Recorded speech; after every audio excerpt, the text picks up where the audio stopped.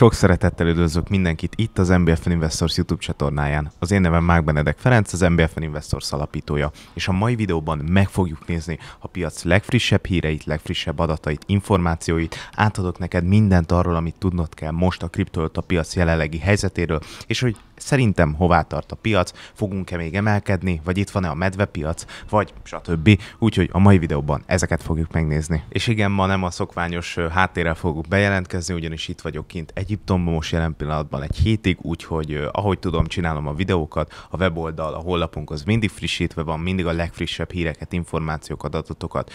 biztosítjuk számotokra, illetve írjuk ugyanúgy tovább, hozzuk le a legfrissebb cikkeket a kriptovaluta és a gazdasági terekben mindarra együtt. Úgyhogy én szerintem nem is húzom tovább a szót, vágjunk is bele a mai videónkba.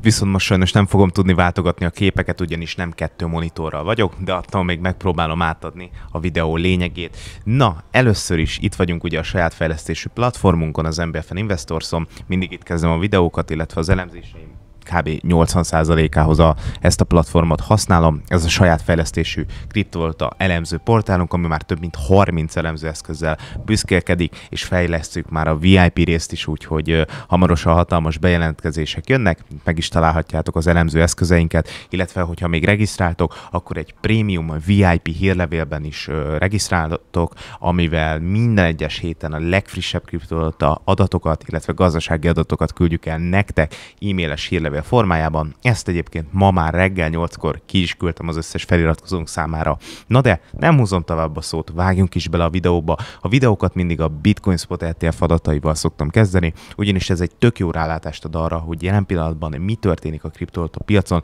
és hogy a nagy játékosok, illetve a nagy pénzesebb emberek hogyan forgatják a pénzüket, és hát nem annyira fényes a helyzet még mindig, több mint $2,5 milliárd értékű bitcoint adtak el. Egyébként remélem, hogy a szél annyira nem fújt bele a mikrofonba, ha igen, akkor elnézést kérek. Ez természetesen nem egy pozitív hír, és nyilván negativitást von maga után. Itt látható egyébként ez a diagram. Hát ez se néz ki olyan jól, igazából lefele menő diagram van, amióta ugye a bitcoin nagyon megindult lefelé, és itt látható a frissített, nagyobb táblázat, hogyha valaki részletesebben meg szeretné nézni ezeket az adatokat. És akkor menjünk is át az Ethereum Spot ETF-ünkre. Ott hát sajnos még rosszabb a helyzet, ott még a diagramon is látszik, hogy mennyire negatív jelen pillanatban a piac, és mennyire sok-sok Ethereumot értékesítettek az utóbbi 20 napban. Igazából a 20 napos nagy összesítő szummátlagunk már majdnem elérte a -$2 milliárd, 1,8 milliárd dollár mínuszba van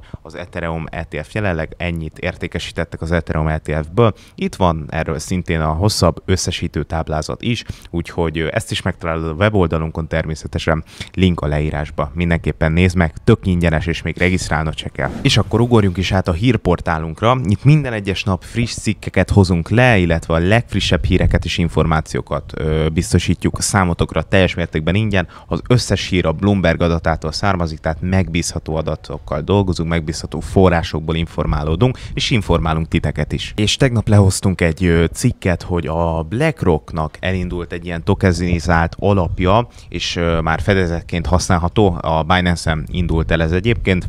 Itt van róla a hosszabb cikk,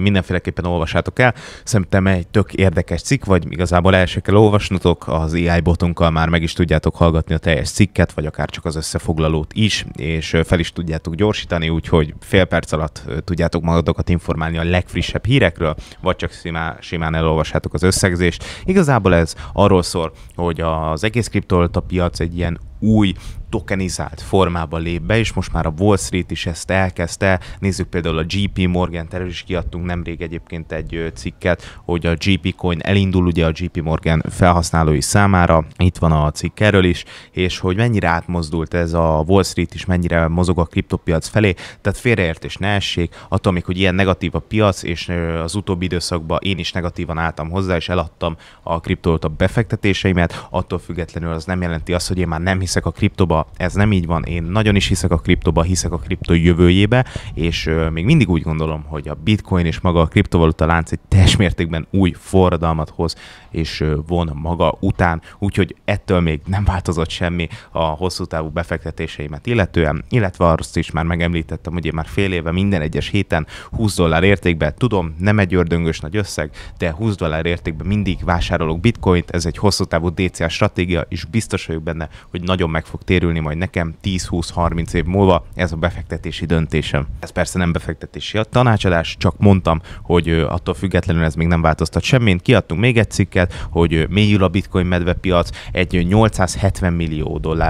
ETF kiáramlásunk volt. Egyébként erről is beszéltem ugye az előbb, hogy hatalmas nagy kiáramlások vannak most a bitcoin és az Ethereum Spot ETF-ekből is. Itt van erről is a cikk, és hát, hogy a bitcoin milyen gyönyörű szép ármozgás nyomott le nekünk így az elmúlt 3 nap folyamán, úgyhogy ezt is mindenféleképpen olvassátok el, szerintem egy tök jó cikk lett. És akkor menjünk is tovább a következő hírünkre, ezt Twitteren osztottuk meg, illetve a hírlevelünkbe is leírtuk, és mindenki igazából értesülhet erről a legfrissebb hírről is, hogy a Ploddot elemzői adatok szerint, ugye a CME Group adatai szerint már csak 44% esély van arra, hogy decemberben egy kamatcsökkentést kapunk, és ezt a CME-n meg is tudjátok nézni, itt van 44,4%. Hát igazából ez a kriptovaluta és a kockázatosabb eszközosztályoknak negatív hír, ugyanis a kamatcsökkentések azt jelenti, hogy a pénzekre adott kamat, a bankok által biztosított kamat lejjebb megy,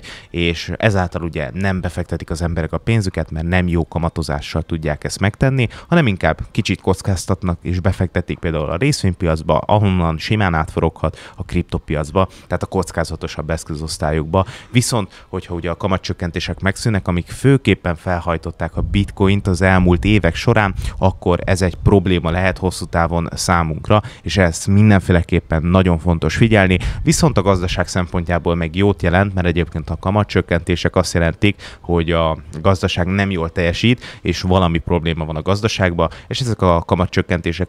úgy hatnak, mint egy ilyen gyógyszer a gazdaság számára, és lentebb viszik általában az inflációt. Egyébként erről a friss cikkünkről értesítettünk titeket már itt Twitteren, és csináltunk is róla egy gyors összefoglalót, ugye erről a BlackRock tokenizált alapról, ami már Binance-en elérhető, úgyhogy mindenféleképpen nézzétek meg, ingyenes, regisztrálni se kell, és egy tök jó cikk lett. Na és akkor a mai videóban szerettem volna egy kicsit többet foglalkozni a technikai résszel. Összességében én hosszú távon szoktam technikai elemzéseket használni, szerintem csak is kizárólag technikai elemzésekkel lehet jó kiszállókat, beszállókat, illetve árfolyamszinteket elemezni, és erre mindenféleképpen szoktam használni technikai elemzéseket, viszont ilyen patterneket, meg mindenféle ilyen formációkat annyira nem követek a piacon, és én annyira nem hiszek bennük, habár biztos van egy-kettő, ami működik. Viszont egy nagyon érdekes technikai elemzést raktam itt össze. Amit itt láthattok, mindent elmagyarázok, ezzel az aranyszínű narancsárga vonallal, az a 350 napos 57-es mozgóátlag. Ez a legnagyobb mozgóátlag, amit csak figyelni lehet, ez még a 200 naposnál is nagyobb. Ez tényleg őszintén meg szokta nekünk mutatni, hogy jelenleg a kriptovaluta piac milyen trendben van. Ha a vonal felett van az árfolyam, azt jelenti, hogy egy bika piacban vagyunk, bikás, pozitív a hangulat. Ha viszont a vonal alá megy az árfolyam, akkor már erre lehet azt spekulálni, hogy igenis egy medves időszakban, egy medvepiacos időszakban van a kriptopiac. Ezzel a szóval még egyszer mondom, nem szeretek dobálozni, hogy medvepiac jön vagy nem jön, mert ez a medvepiac, amit itt is láthatok, ez több mint egy éves időszak, egy éves, másfél éves olyan időszak, amikor csak lefele megy a bitcoin. Hát, hogyha a piaci ciklikusságnak hinni akarunk, és már pedig eddig nagyon jól bevált ez a kis számocska, ez a kis számolás, ugye a 4 éves felezési ciklus, akkor 3 év bikapiac és 1 év medvepiacra lehet lebontani a piacokat, és ez az elmúlt időszakokban, az elmúlt 3 bikapiacunkban ez 1/1 tökre jól működött, és itt is láthatjátok, kimértem nektek, itt volt 2017-ben az aljpontja a bitcoinnak, és ha innen számolunk 3 évet, ugye a bikapiac 3 évét, ami 1095 nap, akkor láthatjuk, hogy pontosan valahova ide a 2021-es all-time high-ra jött ki a számításunk, plusz-minusz 1 hónap általában, ugye ez a kis szakasz, amit bejelöltem, és innentől kezdve, ahogy ezt az 57-es mozgóátlagot itt áttörte a piac, be is jelöltem, ugyebár amikor megérintett, akkor mindig felpattant róla az árfolyam, de amikor meg alámentünk, itt tartósan alámentünk, és hetesen, hónaposan alatt zártunk, akkor a piac már nem tudott nagyobb mozgó teret mutatni, és nyilván itt fundamentálisan is figyelni kellett a dolgokat, mert 2021-ben kamatokat kezdtek el emelni újra novemberbe, ami nyilván jóval hozzájárult, ezért is mondom, hogy nagyon figyelni kell a kamat döntéseket, mert például 2021-ben az egyik beindítója a medvepiacnak, ha a fundamentális adatokat nézünk, az egy kamatnövelés volt a Fedtől, és itt is láthatjuk, hogyha ezt a vonalat szépen áttörte a bitcoin, már nem bírt felé menni, nem bírt tartósan felette maradni, és el is indult ez a medvepiacunk, ami, hogyha ki akarjuk mérni, itt is van 364 nap volt nagyjából, tehát egy év, amit itt mondok, ugyanis itt volt a $116,000 a bitcoin aljpontja, amikor ugye beszakadt az FTX, és akkor elvileg innentől kell számolni a bikás időszakot, ami egy év ilyen oldalazó konszolidációból szokott állni, és 2 év masszív emelkedésből, amit itt baromi jól leírt nekünk az árfolyam, ugye $16,000-ról egy évig szépen lassan, de feljött 28,000-ig, tehát egy szép lassú oldalazásról beszélhetünk itt, semmi komoly áremelkedésekről, és utána itt szeptember fele, 2023 szeptember fele, amikor egyébként én el is kezdtem a kriptótól befektetési, hát igazából utamat, akkor el is indult a piac, és amint látható, 2 évig folyamatosan, hát kisebb-nagyobb visszahúzódásokkal, de egy óriási nagy uptrendben voltunk, és mindenki mondogatja, hogy hát hol volt itt bika piac, hát azért ez, hogy $16,000-tól felmegyünk ide 126-ra, az szerintem elég jó bika piac, és hogyha nem hiszel nekem, akkor nézd meg a saját szemeddel a diagramot, tehát ez egy bika piac ciklus, és én ezt is felszoktam bontani a bika piacokat, ugye ezt a 3 éves ciklust 3 részre, egy éves részre, amiből egy ilyen 6-7 hónap emelkedés, és egy ilyen bő 3-4-5 hónap lefele menő ilyen oldalazás. Ezt is megcsináltuk már több mint 2-szer. És akkor most megint egy ilyen időszakban lenne a bitcoin, viszont hogyha piaci ciklikusságnak hinni akarunk, ami önmagában nem olyan erős elv egyébként, akkor elvileg most kéne vége lennie valahol így nagyjából évvége fele a bika piacunknak, de viszont most már olyan sok dolog itt összegyűlt, ugye az is, hogy a Fed már nem akar annyira kamatot csökkenteni, a befektetők már full negatívak a piachoz, a Michael Saylor is már nem feltétlenül eladott, nem mondom, hogy eladott, de már kiutalgatta a Coinbase-es tálcákra 46,000 bitcoint, és hát azt ugyebár gondolom nem azért utalta ki Coinbase-es számlákra, mert ott akarja tartani,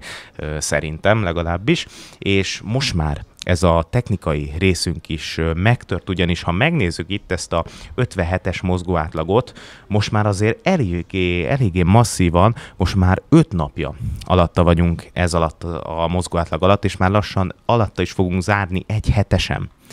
Nem akarok itt tényleg semmiféle fádot kelteni, semmi szándékom ezzel most, hogy itt most bejelentgetem én itt a nagy bika piacokat, nem vagyok én Michael Burry, stb. De azért mindenki gondolkozzon el ezen, hogy ez azért már nem annyira egy bikás, hát igazából technikai rész, ahol most a bitcoin van, és innen, ha nem is egy ilyen boom lefele medvepiac jön, akkor is szerintem egy több hónapos lefele tartó ilyen cikcakos oldalazásról beszélhetünk majd.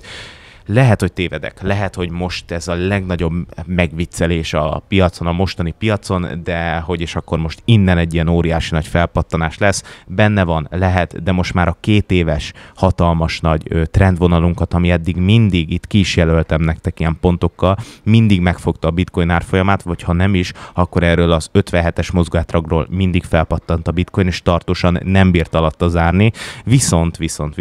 most ez megtörtént, tartósan alámentünk, több mint 5%-kal már alatta vagyunk, $103,000 helyezkedik el ez az 57-es mozgóátlagunk, tartósan alatta vagyunk, alatta is zártunk, már majdnem egy héten keresztül alatta vagyunk, és nem bírtunk felpattani erről, és ez a 2 éves, tényleg innen 2023 októberétől számoljuk, tehát egy több mint 2 éves mozgóátlagunk se bírta a bitcoin árfolyamát megfogni, amellett, hogy persze a kriptovaluta piacra nézve nagyon pozitív hírek jöttek, Trump vámkiegyezései egyébként most már mindenféle Svájccal is kiegyezett, a vámokkal kapcsolatban 15%-ra, Kínával is kiegyezett, Kanadával is már egyezmények vannak, szóval ez egy tök jó hír, kamatokat is csökkentettek, ráadásul szeptemberben is, illetve októberben is csökkentettek, elképesztően pozitívan nézett ki, fundamentálisan természetesen a kriptovaluta piac, de nem tudta a Bitcoin ezt lereagálni, nem tudott erős ármozgásokat mutatni. Egy hónappal ezelőtti videókban is említettem, és ez se egy megmondó videó,